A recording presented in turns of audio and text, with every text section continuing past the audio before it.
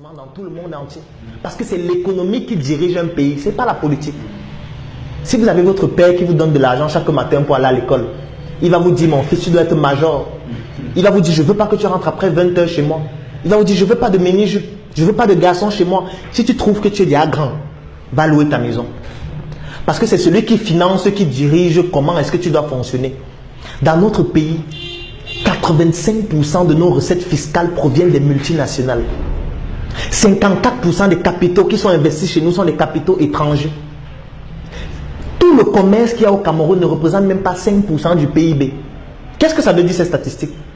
Les recettes fiscales, pour ceux qui connaissent le b.a.-ba de l'économie, savent que c'est avec les recettes fiscales qu'on paye les fonctionnaires, qu'on construit les routes, qu'on construit les hôpitaux. Et 85% de cet argent proviennent des multinationales. Ça veut dire provient des personnes qui viennent d'ailleurs. Et dans l'histoire, aucun peuple n'a allé dans un autre pays développer ce pays-là. Donc aucun pays n'a quitté son pays pour aller dans un autre pays le développer. Donc quand quelqu'un vient chez vous, c'est toujours pour des intérêts. C'est la raison pour laquelle, donc, étant donné que c'est eux qui dirigent notre économie, ils mettent donc sur pied, ils imposent aux politiciens de mettre sur pied une politique qui va garantir ces investissements. Puisque s'il n'y a pas ces investissements, le pays tombe en faillite. Et ce n'est pas le fait de commenter sur Facebook, faire des marches qui vont faire en sorte que ça change. Si ces statistiques-là ne changent pas, rien ne va changer. Et ces personnes-là qui détiennent notre économie ont des intérêts qui sont contraires à l'intérêt général de la population. C'est la raison pour laquelle la politique ne permet pas d'améliorer nos conditions de vie. Je prends un autre exemple qui va peut-être vous choquer. Moi, dernièrement, j'ai consulté les statistiques d'un service qui s'appelle Orange Money. C'est un service qui est en train de faire fureur au Cameroun, qui est en train de déstabiliser même certaines entreprises locales. Et les statistiques sont effrayantes. C'est un service qui revendiquait en juin 2015 17,4 millions d'utilisateurs. C'est un service qui est présent dans 14 pays africains, notamment les pays d'Afrique subsaharienne.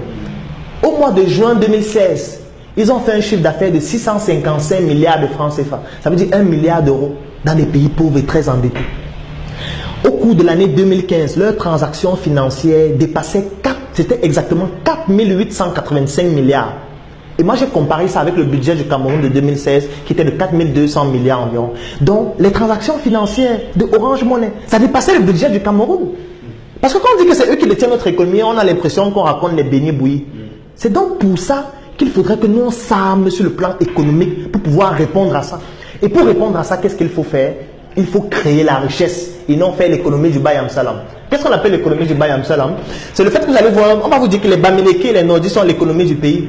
Quand je suis des choses comme ça me fait rigoler. Ça ne veut absolument rien dire, ils ne détiennent rien. Ils ne détiennent rien, pourquoi? Parce que vous allez aller dans un grand hôtel détenu par un Bamileke, je ne vais pas citer d'hôtel. Vous allez voir que la moquette est importée. Les tasses de lait sont importées, le lait est importé, les draps sont importés, les tables sont importées, les serrures sont importées. Tout est importé, les cheveux sont importés, même les cerveaux sont importés. Ça fait donc quoi? Ça fait que cet hôtel est en train de travailler pour donner des devises à d'autres pays qui produisent ça. Puisque nous, on ne produit rien, même le cul-dent. Parce que si vous fabriquez votre cacao, vous voulez vendre votre cacao à la Belgique, on ne vous paye pas en francs CFA. Un autre problème encore, le franc d'économie française d'Afrique. On vous paye en devises. Et étant donné que c'est la France qui garantit notre monnaie, ce n'est même plus seulement la France, c'est désormais l'Union européenne, on verse toutes nos devises au trésor français. Les devises, c'est l'or, c'est le diamant et tout ce que vous pouvez imaginer. 50% de ces devises-là, c'est la France qui les détient, qui prend ça, parce qu'ils garantissent notre monnaie. Et nous, on n'a que 50%. Et étant donné que nous, on ne produit pas suffisamment, ça veut dire qu'on n'a pas beaucoup de devises. Chaque fois qu'on consomme un produit qui vient d'ailleurs, on est en train de donner des devises à ces pays-là. Mais sauf qu'il faut, à un moment, il va falloir rembourser. Comme on ne produit pas suffisamment de devises, ça fait que le déficit devient de plus en plus grand. C'est pour ça que vous entendez parler de dévaluation de la monnaie. C'est pour ça que vous entendez parler de plan d'ajustement structurel. Parce qu'on ne produit rien. On ne fait que consommer ce qui vient. C'est pour ça qu'on fait la promotion du Made in Cameroun. Les gens se disent que c'est un slogan. Ce n'est pas un slogan. C'est un élément vital pour l'économie de se développer.